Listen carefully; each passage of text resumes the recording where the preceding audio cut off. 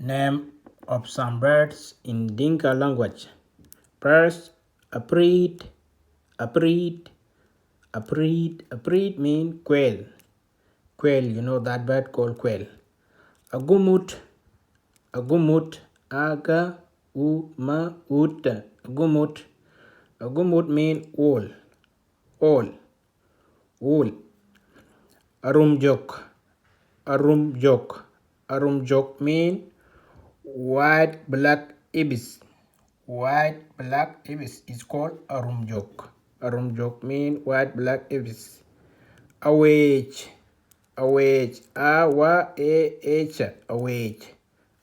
mean francolin. Francolin is English word, and in Dinka we call it awage. Aware mean green pigeon.